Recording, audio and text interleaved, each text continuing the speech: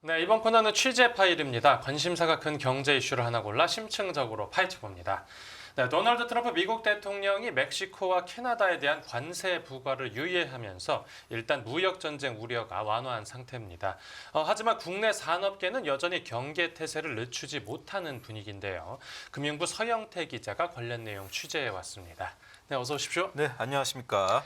네, 지금 트럼프 대통령이 한 발 물러서면서 시간을 벌기는 했는데 아직 완전히 안심할 수 있는 상황은 아니겠죠.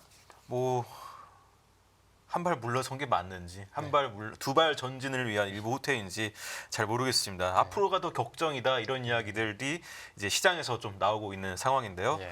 아무래도 유럽연합에도 좀 관세를 부과할 수 있고 네. 멕시코, 캐나다, 중국뿐이겠습니까? 우리나라도 가능성이 있지 않겠습니까? 그렇죠. 우리나라가 또 미국에 대해서 무역 흑자를 많이 보고 있으니까 앞으로가 더 걱정이다. 이제 시작됐구나. 영화는 이제 막이 올랐다. 이 정도인 게 근천권과의 반응인 것 같습니다. 네, 그래서 이제 우리나라에 또 어떤 영향을 미칠지 한번 쭉 살펴보도록 하고요.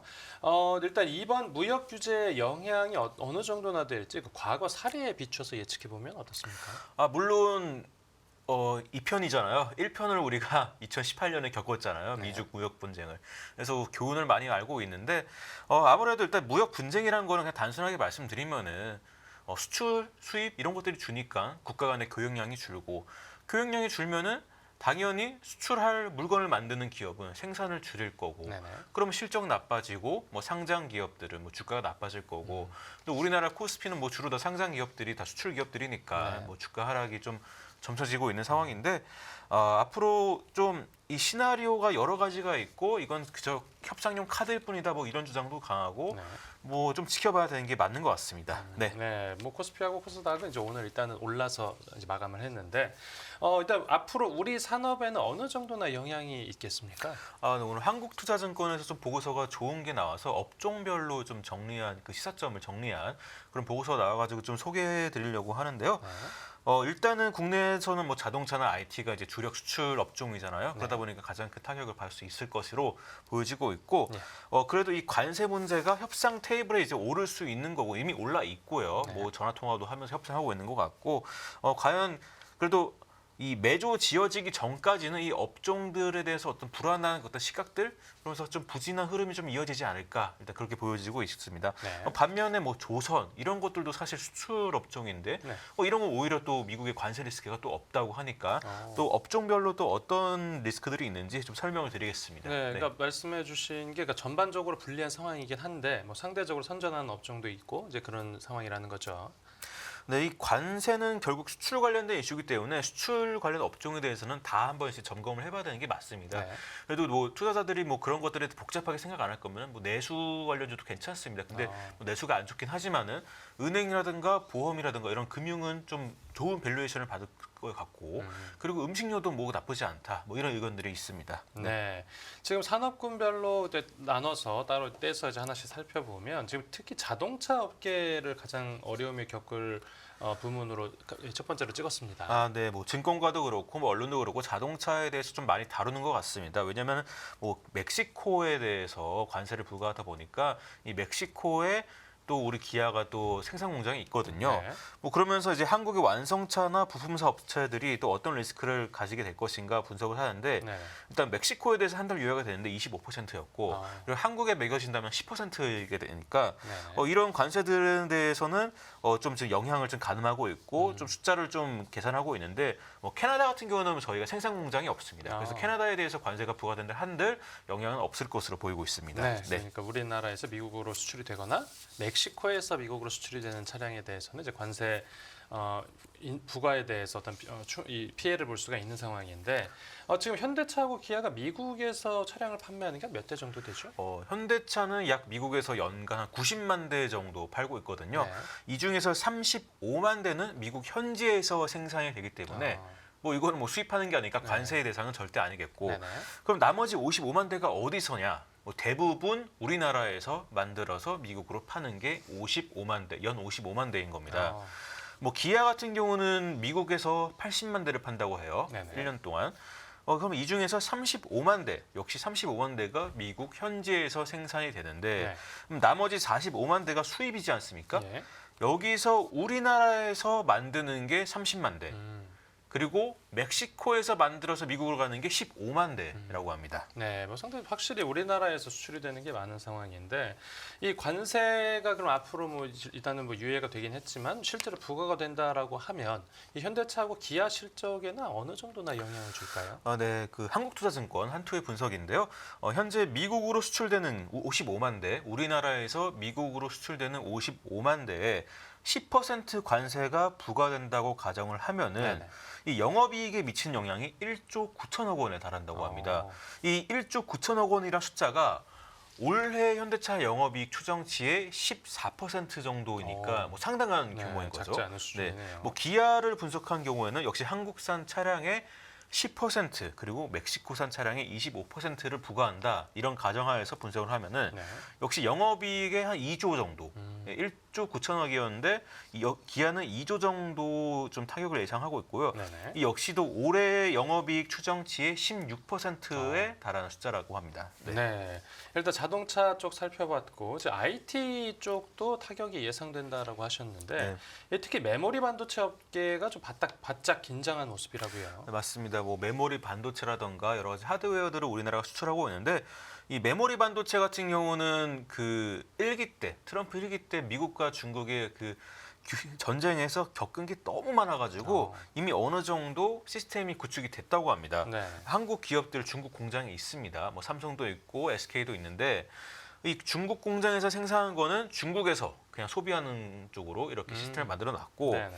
그리고 미국 수출 물량은 웬만한 한국 공장에 생산된 제품을 이제 미국으로 수출하는 이런 식으로 시스템을 구축을 했다고 합니다. 네, 뭐 이제 과거 사례를 반면교사 삼아서 미리미리 대비를 해놨고 지금 그래도 이 한국 공장에서 만들었다고 해도 수출할 때는 뭐 결국 이제 관세를 피할 수가 없는데 그렇게 되면 우리 기업들이 미국 기업들과 경쟁하게 되면 좀 상대적으로 밀리는 거 아니겠습니까? 그래도 미국의 어떤 메모리 반도체 경쟁사들 역시도 미국에 공장이 없다고 합니다. 다 해외에서 만들기 때문에 그럼 미국산이 아니고 관세 부과 대상이 되지 않습니까? 뭐 아직은 뭐 보편적인 모든 나라에 관세를 부과하지는 않았지만 네네. 그러다 보니까 우리나라 기업이라고 해가지고 미국 기업이랑 미국 시장을 공략할 때 있어서 관세 때문에 조금 더 뭐 출발선에서 뒤처진다거나 뭐 부담이 많다거나 뭐 이러지는 않는다고 합니다. 네네. 그리고 지금 또 IT 쪽에서 지금 하드웨어 세트 이건 또 어떤 의미입니까? 그러니까 세트라는 게 PC, 이 컴퓨터라던가 우리 스마트폰 뭐 이런 것들을 뜻하는데 네. 이런 소비자들이 소비하는 이 PC나 스마트폰 이런 것들의 기업들의 영업이익률이 뭐 한 자릿수 중후반대 그러니까 영업이익률이 그렇게 크지 않다. 마진이 많이 안 남는다는 거죠. 그리고 관세가 부과되면은 당연히 기업들이 이것을 본인의 마진에 녹이기보다는 소비자에게 전가하지 않겠습니까? 네. 그럼 이 노트북 가격도 오르는 거고 스마트폰 가격도 오르게 되는 겁니다. 그럼 미국에서 소비자들이 비싸진 노트북이랑 스마트폰에 대해서 소비를 줄이겠죠. 뭐 100대 팔릴 게 뭐 90대 팔린다거나 뭐 80대 팔린다거나 뭐 이렇게 되다면은 그러면은 당연히 또 스마트폰이랑 노트북 생산이 또 줄어들고 네네. 그럼 스마트폰 노트북에 들어가는 이 반도체 수요도 줄어드니까 뭐 이러나 저러나 반도체 업계에서 아예 뭐 영향이 없진 않다. 그 계속 영향을 가늠해 봐야 되고 뭐 지금은 추정치들만 좀 나오고 있습니다. 네, 그렇군요. 지금 IT 부문까지 살펴봤고 아까 특이한 또 내용이 있었는데 조선업 같은 경우에도 수출업종이긴 한데 좀 여기는 특이하게 좀 타격이 크지 않을 거라고요. 이 조선업이라는 게 미국의 고관세 정책에서 사실상 자유로운 무풍지대라고 하는데요. 네. 미국이 배를 밖에서 사오지는 않는다고 합니다. 네. 그러니까 배를 해외에서 수입을 하지 않는 국가가 미국이라고 하고 그러니까 여기서 말하는 배, 선박에는 상선만을 말하는 게 아니라요. 군함, 그리고 군함 같은 경우는 MRO라고 하죠. 뭐 정비, 수리 이런 서비스까지 포함되지 않습니까? 네. 이런 거 전부 다 미국에서 해결하게 만들어놨기 때문에 그러니까 미국에서는 뭐 자국 연안을 오가는 상선이나 아니면 뭐 인도 태평양에서 작전을 하고 있는 그런 군함들 전부 다 미국에서 만들도록 미국 조선소에서 만들도록 법으로 규정을 하고 있다고 합니다. 네. 그러니까 미국 사람들이 미국 정부가 쓰는 배는 뭐 전부 다 미국산. 뭐 그렇기 때문에 조선업은 뭐 미국의 생산 공장을 지을 거기 때문에 저희도 하나도 그렇고 뭐 사실 이렇게 뭐 피해를 보지 않을 것으로 가늠이 되고 있습니다. 네, 그렇군요. 지금 미국의 고관세 정책이 이렇게 운송 산업에 부정적이라고 여겨지는데 대형 기업 같은 경우에는 오히려 기회가 될 수 있다는 분석이 있다고요. 네, 이 운송이라는 게 뭐 배, 해상운임이라던가 항공, 뭐 항공운송, 해상운송 이런 것들이 있는데 뭐 육상운송은 아니겠죠, 미국이니까. 네. 아무튼 이 보호무역주의가 강화되다 보면 교역량이 당연히 줄어들고 그러다 보면 당연히 운송 수요도 당연히 줄어들 수밖에 없습니다. 그러니까 중장기적으로 운송 수요가 줄어들면은 뭐 해운사라던가 항공사라던가 뭐 다 악재겠죠. 악재인데 근데 좀 단기적으로 보면은 그리고 좀 팬데믹 이후의 추세를 보면은 네. 그 해운이나 항공 이런 쪽에서 공급 병목 현상이 아직 이어지고 있고요. 그리고 단기적으로는 지금 공급망이 또 재편이 될 수 있지 않습니까? 관세를 뭐 여기에 부과하다 보면은 생산 공장을 그러면 관세가 없는 곳에 짓고 이러다 보면 특정 노선에 대해서 운임이 좀 오를 수도 있고 네. 그리고 이렇게 관세를 이제 부과하겠다 싶으니까 뭐 수입업자들, 수출업자들이 야 그럼 이 재고를 미리 미국에 옮겨놓자 하면서 해상운송, 항공운송 수요가 많아질 수 있는 거예요. 네. 단기적으로는 운임이 오를 수 있다. 뭐 이런 분석이 나오고 있습니다. 네, 그렇군요. 그러면 이제 국내 운송업체 중에서는 좀 어떤 기업이 유리한 위치에 있다라고 볼 수 있겠습니까? 네, 뭐 한국투자증권은 현대글로비스 그리고 대한항공 꼽았는데요. 네. 현대글로비스는 아시겠지만 현대차 그룹의 계열사로서 뭐 현대차에서 생산되는 차량이라던가 부품이라던가 이런 것들을 계속해서 운송하는 그런 캡틴 물량이 있으니까 네. 그러니까 계열사 물량이 있으니까 어느 정도 뒷받침 수요가 되고 있고요. 네. 대한항공은 아시아나항공을 인수했잖아요. 인수를 마무리했으니까 과점적인 시장지위를 확보하면서 그래도 협상력이 좀 강해진 그런 기업입니다. 그렇기 때문에 좀 가격 방어가 되지 않을까, 운임 방어가 되지 않을까, 뭐 그렇게 여겨지고 있습니다. 네, 또 이번 관세 전쟁으로 좀 반사이익이 예상되는 다른 업종들도 있다면요. 네, 화장품 기대되는데 네. 이 수치는 몰랐는데 한투에 따르면은 미국이 수입하는 화장품 국가 여러 가지가 있을 거 아니에요. 네네. 뭐 한국에서 수입하고 하는데 뭐 한국산 수입이 제일 많다고 하네요. 네, 작년 11월 기준으로 한국산 수입이 23.4%로 미국 화장품 시장에서 뭐 한국산이 잘 팔리나 봅니다. 네네.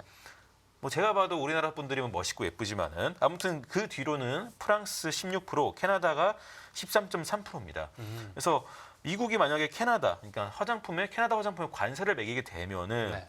한국 화장품업계 또 유리하게 되고 또 캐나다산이 한국 화장품이랑 좀 시장에서 포지션이 비슷하다고 합니다. 뭐 중저가에 뭐 이런 경쟁하는 그런 상태이기 때문에 캐나다산에 관세가 부과가 되면은 한국산의 가격 경쟁력이 생기고 네네.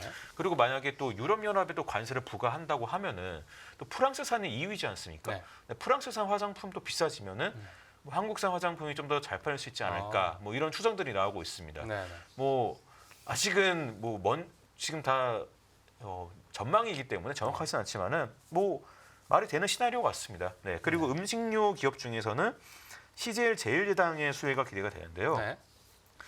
중국의 어떤 반사이익을 받는 건데 CJ 제일제당이 바이오 사업부에서 대형 아미노산 제품을 생산하는데 이게 뭐 사료라든가 아니면 뭐 식품이라든가 이런 데 들어가는 겁니다. 예. 네, 그런데 이 경쟁사가 중국 업체들이기 때문에 중국 대형 아미노사 업체가 중국 내에서 생산하는 게 미국으로 팔리기가 어려워지면 관세 때문에 네. 그러면은 CJ 제일제당이 수혜를 본다. 뭐 이런 분석입니다. 네, 그렇군요. 네, 알겠습니다. 오늘 취재 파일은 여기서 마무리하겠습니다. 잘 들었습니다. 네, 감사합니다.